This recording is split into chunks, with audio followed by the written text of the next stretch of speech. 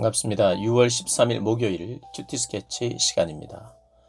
오늘 본문은 베드로 후서 2장 1절부터 11절까지의 말씀입니다. 오늘 본문은 이렇게 시작합니다. 그러나 백성 가운데 또한 거짓 선지자들이 일어났었나니 이와 같이 너희 중에서도 거짓 선생들이 있으리라. 그들은 멸망하게 할 이단을 가만히 끌어들여 자기들을 사신 주를 부인하고 임박한 멸망을 스스로 취하는 자들이라. 오늘 본문은 거짓 선지자들에 대한 이야기, 그들의 잘못이 무엇인지, 또 그들의 최후가 무엇인지 설명하는 본문입니다. 거짓 선지자들. 요즘 시대는 거짓 선지자들이 우리 교회에 있나요? 거짓 선지자들이라고 부르지도 않고 또 어떤 면에서는 위협을 느끼지도 않을 수 있습니다. 뭔가 거짓 선지자들이라면 교회 안에서 뭔가 열심으로 뭔가를 가르치는 사람일 수 있는데 요즘 그런 사람들은 거의 보기 드뭅니다. 뭔가 가르칠 수 있는 그런 사람들은 교회에서 또 세운 사람들이죠. 그래서 어떻게 보면 거짓 선지자들에게 노출이 되었다든지 그리고 그런 가르침을 배운다든지 이런 건 현실적으로 많지 않은 그런 그림이죠. 그래서 우리가 거짓 선지자들이 요즘은 우리 교회에는 적어도 없다 이렇게 이제 생각을 합니다. 물론 그렇습니다. 그런데 거짓이라고 하는 것은 없어집니까? 절대로 없어지지 않아요. 거짓은 사단이 사용하는 것이기 때문에 절대로 없어지지 않습니다. 진리의 반대가 거짓 아니겠습니까? 끊임없이 거짓을 만들어냅니다. 온통 거짓이에요. 그러니 거짓이라는 단어가 거짓 선지자들의 가르침, 거짓된 것, 내가 노출되어 있지 않다고 생각하면 큰 오산입니다. 온통 거짓으로 노출되어 있고 우리는 자주 속아 넘어갑니다. 알고도 속아 넘어가기도 하고요. 둔감해서 속아 넘어가기도 합니다. 얼마나 거짓에 우리는 속습니까? 당장 우리도 알지만 하지 못하는 것들이 너무 많아요. 건강을 유지하기 위해서 해야 될 여러 가지들이 있습니다. 운동도 있고 음식도 있고 수면도 있고 다 압니다. 그런데 잠깐 육체의 또 뭔가를 위해서 쾌락을 위해서 그걸 어기는 경우가 많죠. 밤에 자야 되는데 밤새도록 게임을 한다든지 엉뚱한 것을 한다든지 이것도 거짓에 속아 넘어가는 거예요. 안다고 하는데도 한다. 그것은 다 거짓에 속아 넘어가는 겁니다. 그래서 우리의 삶이 규모 없이 사는 그 모든 것의 중심에 거짓이 우리를 끌고 가고 있기 때문이에요. 거기는 행복이 없는데 행복이 있는 것처럼 속이는 거죠. 그래서 속아서 하는 겁니다. 중독도 일어납니다. 그러니까 거짓을 만만하게 생각하셔서는 안 된다 이 말입니다. 온통 거짓입니다. 그리고 자주 노출되어 있고 자주 넘어집니다. 그런데 오늘 본문은요. 거짓의 핵심을 재림이 없다. 예수의 재림이 없다로 풀어나갑니다. 예수의 재림이 없다. 예수님의 재림이 없다. 예수님의 재림을 기다리지 않아요. 그럼 예수님의 재림을 기다리지 않는다는 말은 무슨 말이냐 하면 예수님의 오셔서 심판하실 것도 기다리지 않고 믿지 않는다는 거예요. 그러니까 심판이 없다는 것은 우리의 삶에 기준이 없어지는 것이거든요. 그러니까 심판하지 않는 분이 사랑의 하나님이 심판을 안 하신다? 그건 사랑의 하나님이 아니에요. 사랑의 하나님이기 때문에 심판하셔야 되는데 심판을 미루시고 은혜로 계속해서 기회를 주시고 자신의 생명까지 드리면서 독생하신 아들을 보내시면서 그 기회를 주시는 거죠. 심판이 있기 때문에 사랑이 있는 거죠. 근데 주님이 다시 오시는 것 그거에 대해서 관심이 없습니다. 없다고 이야기하고 재림 없다고 이야기하고 그러면 심판도 당연히 생각하지 않습니다.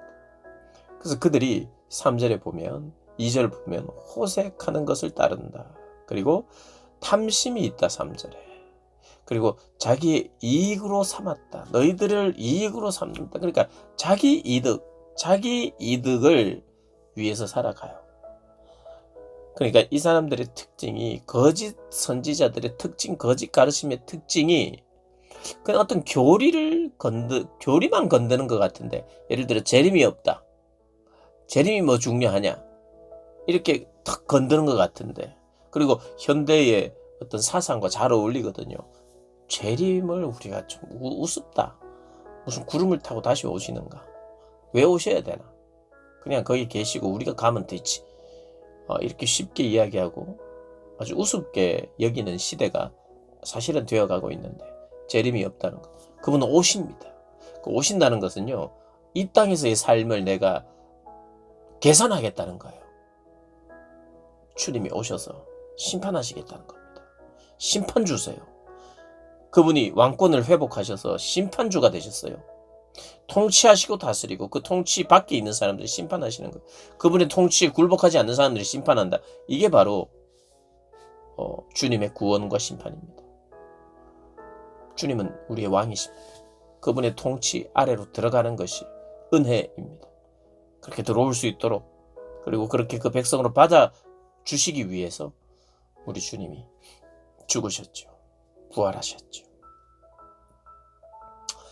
그래서 주님의 재림을 부인하는 자들은 주님의 심판을 부인하는 자예요. 근데 그들의 삶에, 주된 삶의 관심이 뭐냐? 자기 이득이에요.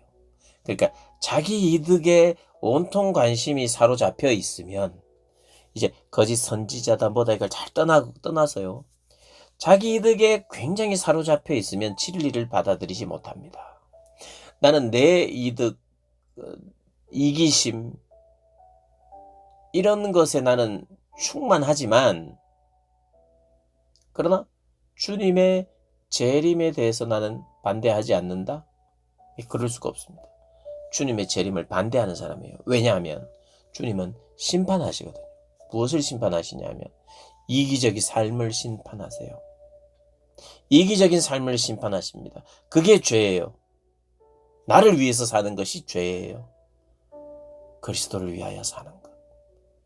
내가 이제 사는 것은 나를 위하여 자기 목숨을 버리신 예수 위하여 사는 인생이 되는 것.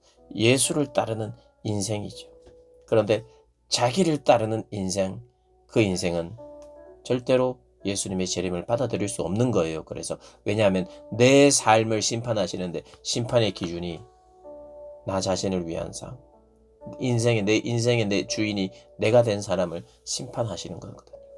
그것은 뭐 호색도 있고 호색도 있고 뭐 성적인 타락이 있고 그렇지만, 그러나 그것뿐만 아니라 이기적으로 살아가는 내 삶이 사실은 심판의 가장 중요한 기준입니다.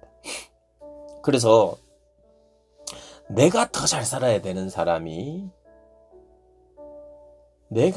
어쨌든 나는 더 잘 살아야 된다라고 생각하는 사람과, 우리 모두가 잘 살아야 된다, 우리 모두가 잘 살아야 된다, 이렇게 생각하는 사람하고는 삶의 모습이 다를 겁니다.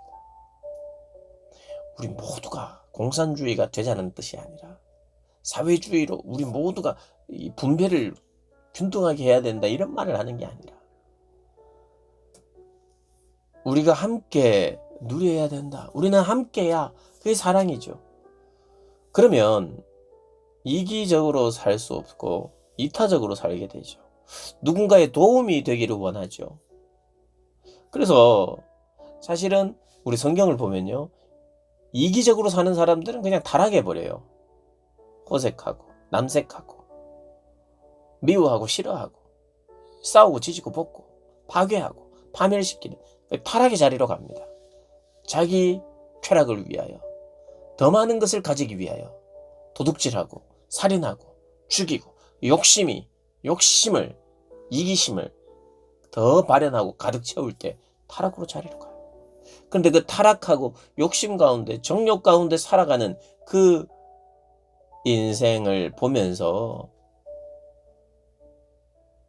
노아와 같은 사람, 오늘 본문에 나오죠. 노아와 같은 사람, 방주를 만듭니다.